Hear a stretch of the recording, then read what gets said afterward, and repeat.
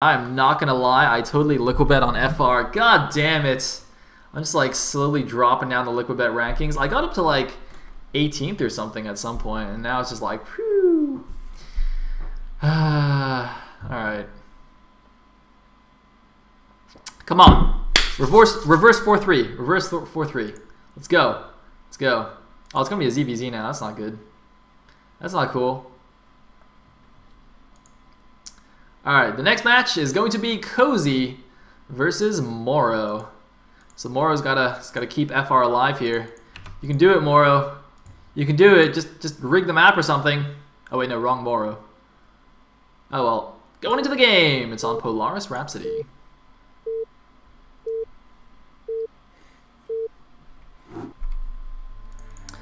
At the bottom right, as the orange Zerg, we have Cozy PaiN. At the top left, as the blue Zerg, we have FR Moro.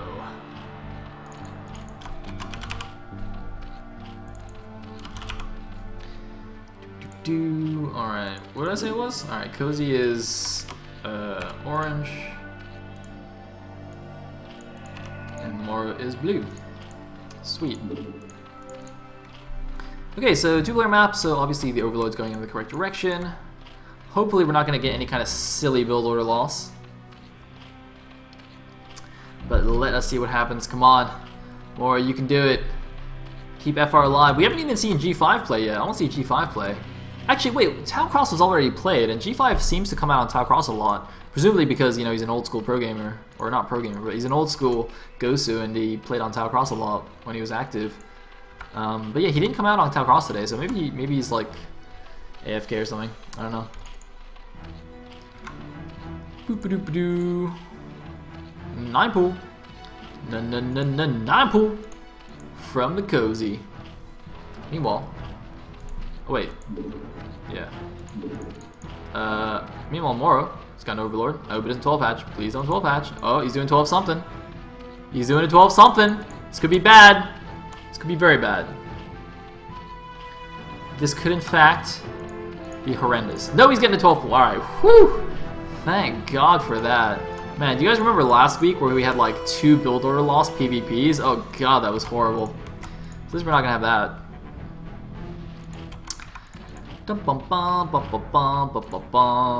Mining the gas. The distance on this map is fairly long for those links to get over there. Presumably this is gonna be a 12 pool into expand. 12 pool expo? Expo? Expo? Yeah, expo it up, baby. Alright, so links are on the way. Let's see, we're gonna get speed first. Speed. Speedy. It's gonna be speed. Notice he pulled one guy off gas. That's fairly common when you're in for 9 pool. And there is, in fact, the expand. So of course, Moro, he will have his links out in time. He's got to be a little bit careful. His link speed is going to be way later than, what's his face, Cozy's. But the good thing for him is that on this map, notice that the ramp is super duper close to the hatchery, the natural. So it's actually very easy for Moro to just like make a little defensive arc here and just defend everything. Whereas on some maps, you know, it's actually quite a far away. But I really like this on this map to play this defensively. It's going to be really hard for Cozy's links to actually find an opening here to like run into the main or anything like that. So the earlier link speed shouldn't make as much of a difference as on, you know, bigger maps. But, you know, of course it does eventually just come down to the player's control anyway. And, oh, here we go. He's going to start poking this hatchery. Now again, Moro's just got to be really careful, because if he moves out too far and tries to engage the lings, they can actually just run right around into the main and use their earlier link speed. So it just has to be super careful. Hopefully Moro actually knows that this is a 9 pool now as well, judging from how early these links got here. I'm a little bit surprised he's actually not pulled a drone to help. Usually you see a single drone, sometimes even 2 drones pulled to help in the defense here, and I think link speed has now finished. So he's got to be really careful now. The hatchery finished as well. He's continuing to take damage. Notice that he's not, even though his hatchery's under attack, he's still kind of holding position here, waiting for a few more links before poking out here. Does not want to get caught off guard here. He does have to save this hatchery though. If he loses the hatchery, he's going to be in pretty rough shape. And it looks like his own link speed is actually finished as well. Sorry, I didn't actually click his pool. So actually Moro holds us off fairly easily, and Cozy is forced back here. And might even take a couple more casualties on the retreat. Yes, indeed he will. So looking pretty good for Moro so far. Of course, his lair tech is much slower than Cozy's. So he may have to spore up unless he can, do some kind of big Zergling counterattack and force Cozy to just defend with his initial mutas, but looks like he's going to play it safe now, play it defensive, and yeah, he's in good shape. He is in good shape. Oh, is Jumper in the chat? Yes, dude. Jumper promised me he'd played this week. Jumper, if I don't see you playing in the next series, I'll be very upset. I'll be very disappointed. Bum, bum, bum. So Jumper made a blog about something about like Peruvian Zergs, and I told him, I said, you got to come back and play Gambit's Cup, man. And he promised me. He promised.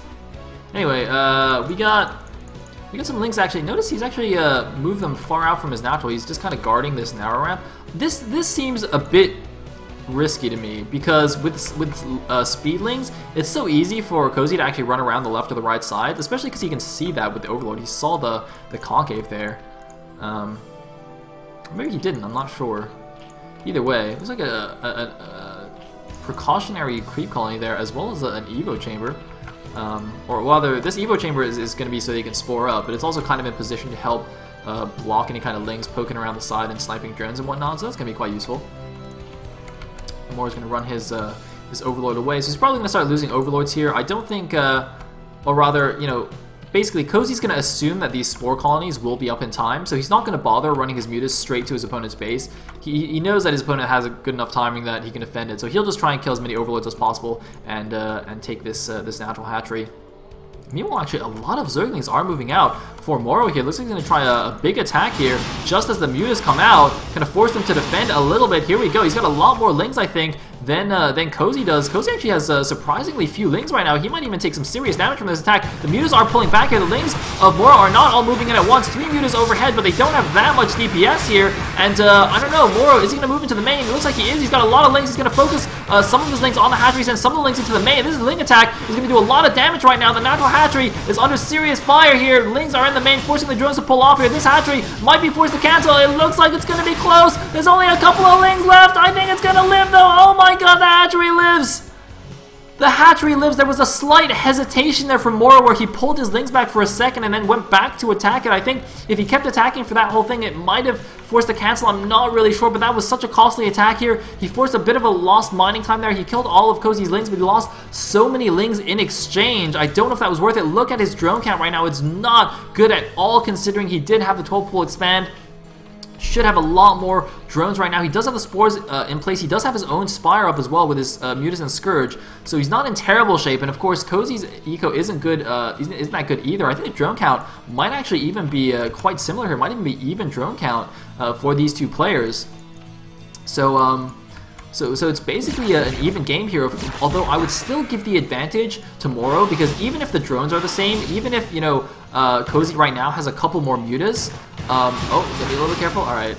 Moro has the static defenses, which means that he's a lot more free to like move out and try slightly riskier moves and try and counterattacks and that kind of thing, because he's basically defended against any kind of counterattack himself, right, with the spores and the sunken at the front. So he can, you know, make a few more drones, play catch up with the mutas, and he's going to be much more comfortable going into the mid game with all those static defenses behind. You know, it doesn't, it's not just for the immediate defense, you know, against the initial mutas. It also plays a big role later on when you're doing like sneaky counterattacks and things like that. So that's going to be very, very useful. Cozy, of course, is going to have to be a lot more careful because, you know, 2 lings can easily just run in here and snipe a couple of drones. So he has to be a lot more on top of his bases if he wants to keep track of things. Let's actually have a look at the supply. 33 against 34. You see very, very even here. Yeah, although it looks like Moro mined his second gas quite a bit faster, actually, than Cozy. So yeah, he's actually mined about 300 gas here already, whereas Cozy's just now started mining. So a nice little gas advantage here for Moro. Well, actually, I don't know, because Cozy actually took his main gas a little bit faster. Let's actually compare this. So actually, it's about even, because Cozy's mined about 300 more gas from his main than Moro did, and Moro, of course, mined 300 more from his natural. So I think it's almost exactly the same amount of gas mined for both players here, believe it or not. And of course, I mainly care about the gas because that's, you know, at this point with the Spire Tech up, it's all about the mutas and Scourge, and potentially eventually some kind of hive tech here, because, you know, neither player is really going to want to commit. at least not for a little while here. So this kind of game, you know, now that both players have stabilized, could definitely develop into some kind of hive game, although it looks like Moro has decided that he actually has enough to move out. I'm actually going to try and see if, yeah, it looks like +1 attack on the way, no upgrade for Cozy. I really think then Moro should actually wait for this +1. He's actually moving out a little bit early here. If he just waited, you know, another 20 seconds and then moved out, he could have had +1 by the time he moved out. But it looks like he's actually not going for an attack. He's just looking for random overlords on the map, just trying to pick off a free overlord here or there. Which I actually believe, interestingly, Cozy actually left a lot of his overlords just floating around in random positions if you look at the minimap, whereas Moro's made sure all his overlords are nicely packed in his main and natural so that he doesn't lose any of them for free. So that could also prove beneficial for Moro later on. Of course, he's going to lose the vision it provides, but going to make sure that they all stay safe. Interestingly, all these scourges just kind of randomly patrolling around separate from each other. Not sure what that's about. And it looks like +1 Carapace actually now on the way for Cozy. +1 attack almost done. Let's see if Moro actually immediately gets Carapace as well. I think in the long run, +1 Carapace is better than +1 attack because, of course, it also defends you against the splash damage of the mutas, whereas the +1 attack also applies to the bounce attack, but it gets divided by a third each time. So it's not quite as good as the Carapace, which gets +1 for all the bounce damage, if that makes sense. Hopefully that makes sense. All right, let's see. Is he going to get +1? Oh, we have a sneaky third here at the top right. Notice also, because we're on Polaris, this is a double gas base, which could be extremely crucial here in a ZVZ. If that goes up undetected, that's going to be really, really nice for Moro. He's not actually deciding to get +1 Carapace, though. I guess he thinks that it might be a little bit too greedy to try and sneak this third, as well as get really nice upgrades at the same time. That might leave him a bit too vulnerable, a bit too low in the unit count, so he's being really careful there. In the meantime, man, Cozy's making a lot of Scourge here, and 2 Lings crucially running into the main here. You're going to see exactly what's going on here. You're going to see no Hive Tech, and you're going to see a lot of Scourge here, so he kind of knows roughly what his opponent's doing. Whereas look at this, Moro focusing primarily on mutas, not getting very many Scourge at all. Which I think, once you get up to the extremely huge numbers, I think getting having more mutas than Scourge is probably beneficial. Although, you know, it kind of depends on how good the cloning is and all that jazz, but yeah, I would prefer to have pure mutas. And hey, look at that, another Spore actually going up in each of these bases. He's actually slightly concerned that Cozy might try some kind of, you know, sneaky counterattacking shenanigans. Meanwhile, this third base is up and running here. Moro actually, interestingly, has a lot of gas left over anyway, so I'm not even sure if he's going to bother, you know, immediately taking these gases. Of course, eventually they will be very, very useful, but for the time being, he actually doesn't particularly need extra gas. Meanwhile, he is getting his own +1 Carapace. It's going to be a little bit slower than Cozy's. And Cozy looks like he's moving out with just his mutas. He's actually left all of his Scourge behind here, which I'm a little bit confused by. I don't know why he didn't send them with his mutas. I guess he just wants to send out the mutas to maybe do a bit of a skirmish, pick off a few free kills, but not actually commit to an attack here. Yeah, that's what it looks like. Doing some double control group muta here, although he's not actually using both of them at the same time. Yeah, so he's just going to be a little bit annoying here. But not actually committing to an engagement. So he doesn't actually want to send everything over. He just wants to send a couple of mutas here just to try and pick some stuff off, and then, but then, you know, allow himself to run away if he wants to. But oh, looks like the Scourge might get him. No, gotta be very careful though, because he stopped moving for a second, and you always want to keep your mutas moving, or else, you know, you lose their, or they have to accelerate back up to speed, so you can actually take some Scourges for free.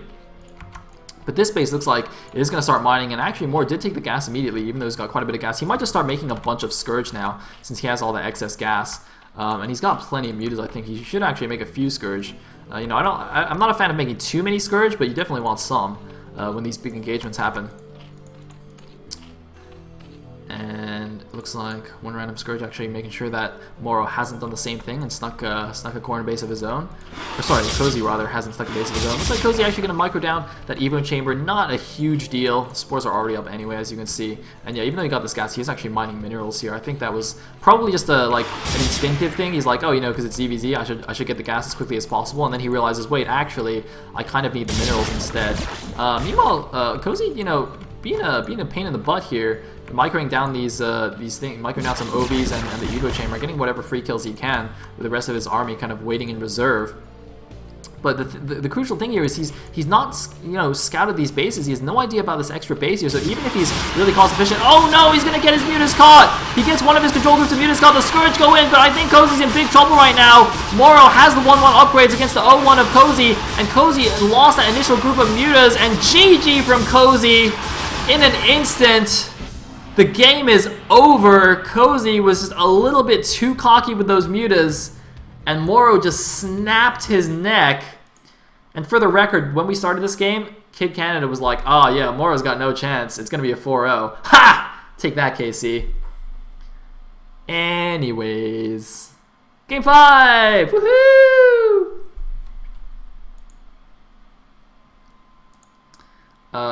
Alright, it's going to be a PvZ between Idigel and Assault. By the way, I asked Idigel in like one of the Gambit Scope threads how to pronounce his name. It's like some Russian thing. I'm going to say Idigel, like an ignorant American.